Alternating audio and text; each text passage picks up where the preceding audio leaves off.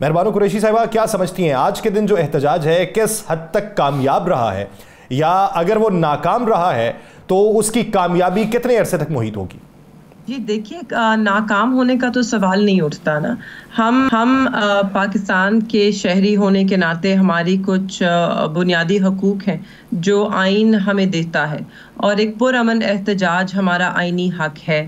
ہم نے نہ کوئی قانون توڑا ہے، نہ امن کو کسی طرح سے برباد کیا ہے یا کرنے کی کوشش بھی کی ہے۔ ہم پرامن طریقے سے پاکستان کے ہر شہر، ہر گاؤں میں نکلے۔ یہاں ملتان میں بھی احتجاج ہم نے کال دی، یہاں پہ ہوا بھی احتجاج، مگر افسوس سے یہ کہنا پڑ رہا ہے کہ ملتان کی کوئی ایسی چوک نہیں تھی کہ جہاں پر پریزن وین نہ کھڑی ہو۔ ملتان کا کوئی ایسا چوراہا نہیں تھا کہ جہاں پہ ناکے نہ لگے ہوں۔ اس کے باوجود لوگ آئے، جو پہنچ سکے جگہ تک وہ پہنچے، مشکلات کے ساتھ پہنچے۔ ہاں، بہت زیادہ اگر ہم کہیں کہ ایک بھاری تعداد میں لوگ نہیں آئے تو کیسے پہنچ سکتے ہیں؟ جب گھروں سے نکلنے پر، میرے اپنے ایک ایم پی اے ہیں، وہ اپنے گھر سے جیسے نکلے انہیں اریسٹ کر لیا گیا۔ بہت سے لوگوں کو ان کے جب وہ اضلاعوں سے، اپنے یونین کاؤنسل سے نکل رہے تھے تو ان کی گرفتاریاں ہوئیں۔ بہت سے لوگ پہنچے بھی، اور ہم یہی باور کراتے رہے کہ ہم یہاں پر صرف ایک پرامن احتجاج کے لیے آئے ہیں۔ ہمارا ایک حق ہے، ہمارے مہربانو صاحبہ ایک دن پہلے آصف علی زرداری صاحب صدر بنے تو اسلام آباد کے چوکوں میں لوگوں نے جشن بھی کیا، جلوس بھی نکالے، اور ریڈ زون کے اندر بھی لوگ گئے۔ آج بھی یہ سب کچھ ہوا، تو اس ملک میں کیا قانون ہے کہ آپ پرامن احتجاج کی کال دیں تو آپ پر لاٹھیاں، آپ کو جیلوں میں ڈالا جاتا ہے، نہ کسی ایم پی اے کو، نہ ایم این اے کو، نہ وکیل کو، نہ سینیٹر کو، کسی کو نہیں بخشا جاتا، اور دوسری طرف بلا اجازت جو مرضی کوئی کرے اس کے لیے کچھ نہیں ہے؟ جی بالکل ایسے ہی ہے۔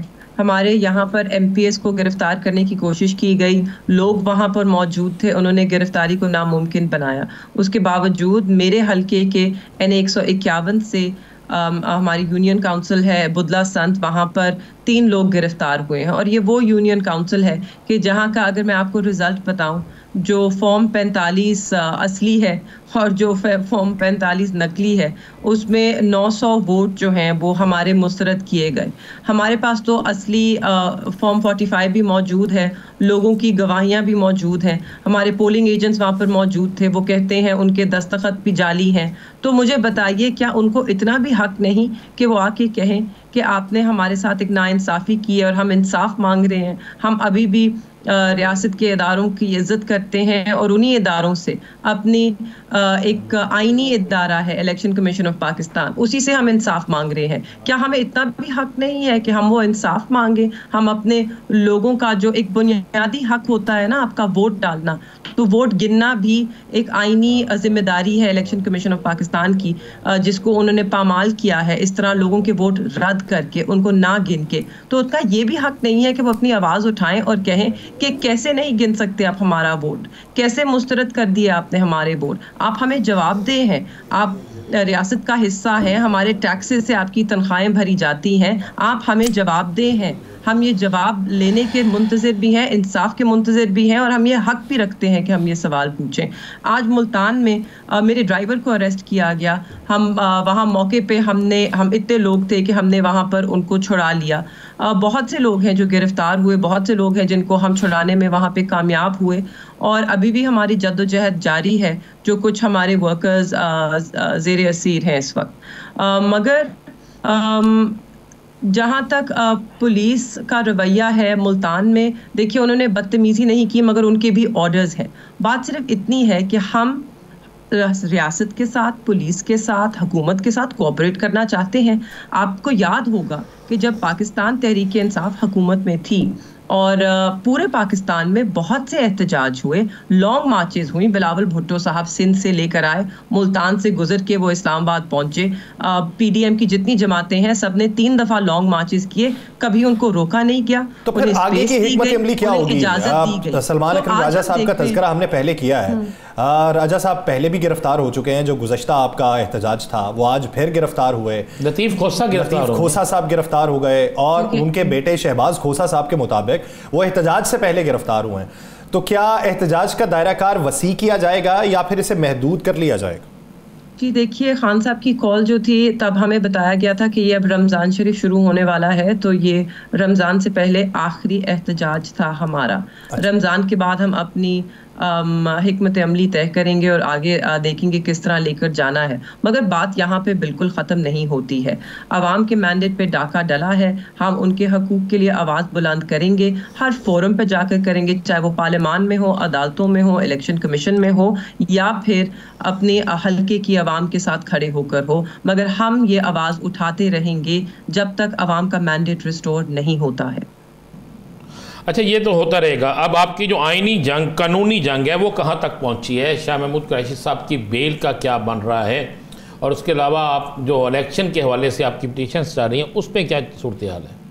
جی، پاکستان میں صرف ایک ہی ایسی مثال ہے کہ کسی سزا یافتہ انسان کو سزا دینے کے بعد بیل ملی ہو، وہ میاں محمد نواز شریف ہیں۔ ہم اتنے خوش قسمت نہیں کہ سزا کے بعد بیل ملے۔ تو جہاں تک میرے والد کا اور خان صاحب کی کیس کا سوال ہے، سائفر کیس کی اپیل چل رہی ہے، جس میں ہماری استدعا یہی ہے کہ ان کا جو سینٹنس ہے اس کو سسپینڈ کیا جائے اور ان کو بری کیا جائے۔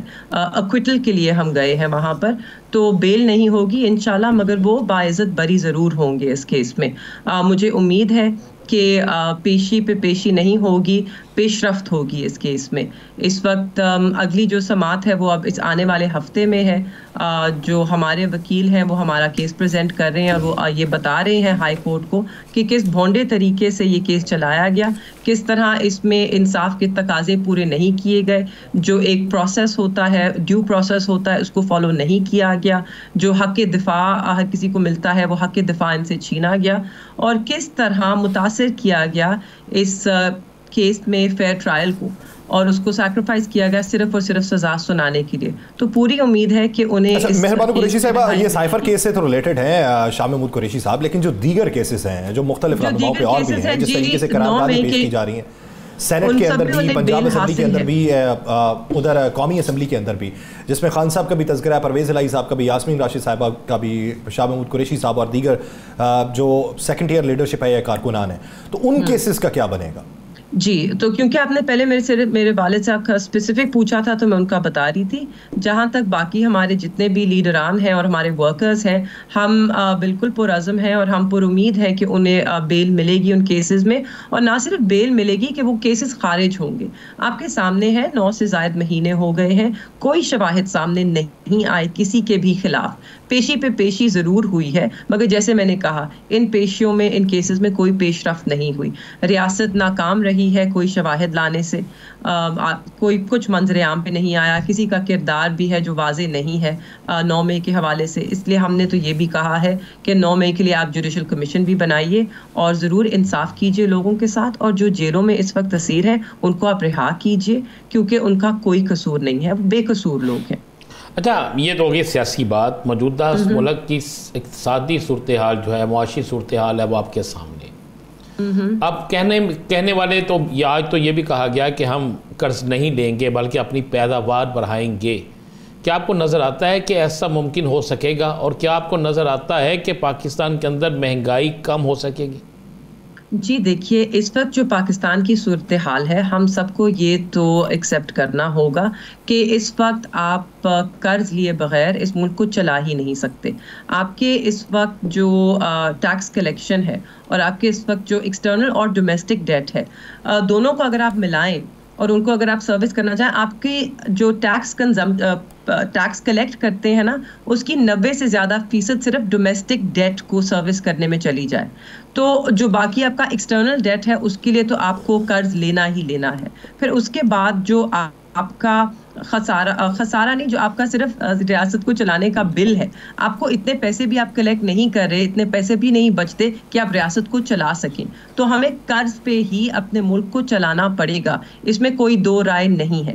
جہاں تک آپ بات کرتے ہیں کہ ہم خود اپنے پیسے کمائیں اور اپنی معیشت کو بڑھائیں اور اس کا پہیہ چلے اور آپ کی صنعت چلے، تو یہ سب بہت اچھی باتیں ہیں، یہ ضرور کرنی چاہیے ہیں، مگر 5 سے 10 سال لگیں گے کہ ہم خود اپنے پیروں پہ کھڑے ہو سکیں، اور وہ صرف تب ہوگا جب ہم صحیح پالیسیز اپنائیں گے، جو کہ اس وقت مجھے نہیں لگتا۔ اچھا مہربان قریشی صاحبہ، اس وقت حکومتی اتحاد کے لوگوں کی بھی رائے جانے نا، تو وہ یہی کہتے ہیں کہ مشکل وقت ہے اور مشکل وقت میں مشکل فیصلے لینا پڑیں گے. مفروضے پہ بات کر لیتے ہیں کہ اگر سنی اتحاد کونسل یہاں پہ برسر اقتدار ہوتی تو کیا مشکل فیصلے ہی ہوتے یا پھر عوام کو ریلیف منتقل ہوتا, یا پھر آپ یہ سمجھتی ہیں کہ اس وقت اپوزیشن میں بیٹھنا ہی سوٹ کرتا ہے ہمیں؟ نہیں جی, ایسی بات نہیں ہے. اس وقت پاکستان کو مشکل فیصلوں کی ضرورت ہے, مگر ہمارا ماننا تو یہی ہے کہ وہ مشکل فیصلے وہی کر سکتے ہیں جن کو عوام کا اعتماد حاصل ہے, جو کہ ہماری نظر میں اس حکومت کو نہیں ہے. اس حکومت میں جتنے بھی لوگ بیٹھے ہیں, جتنے بھی اتحادی ہیں, ان میں سے اکثر فارم 47 کے تحفے انہیں ملے ہیں جس طرح وہ آئے ہیں حکومت میں, تو ان کے پاس نہ عوام کا مینڈیٹ ہے, نہ اعتماد ہے کہ وہ یہ مشکل فیصلے کریں. بہرحال کرنے تو انہیں پڑیں گے, مگر وہ کتنے قابل برداشت ہوں گے عوام کو, اس کا تعین تو وقت ہی کرے گا. اگر لوگوں کی منتخب کردہ ایک حکومت ہوتی تو شاید وہ ان مشکل وقتوں میں سمجھتی, کیونکہ انہیں اعتماد ہوتا ہے اپنی حکومت پہ. یہی ہمارا مدعا تھا کہ آپ ایسے لوگوں کو آنے دیں کہ جس کو عوام نے منتخب کیا ہے, تاکہ وہ مشکل فیصلے کر سکیں, کیونکہ فیصلے مشکل سبھی نے کرنے ہیں. پاکستان کو ہم نے آگے ضرور لے کر جانا ہے, مشکل فیصلے کرنے پڑیں گے, مہنگائی بھی ہوگی, مگر جیسے کہ عمران خان صاحب جب 2018 میں حکومت میں آئے تھے تو تب بھی مشکل فیصلے کیے, مگر ہم احساس کا پروگرام اسی لیے لے کر آئے کہ جو کمزور طبقہ ہے اس کو ہم ایک سیفٹی نیٹ دے سکیں, ان کے لیے ہم مشکلیں آسان کر سکیں, جو کہ ہم نے صحت کارڈ کے تحت کی, جو کہ ہم نے ایک راشن اسکیم چلا کر, نوجوانوں کے لیے فرق اسکیمیں چلا کر, نشو و نما کا پروگرام تھا.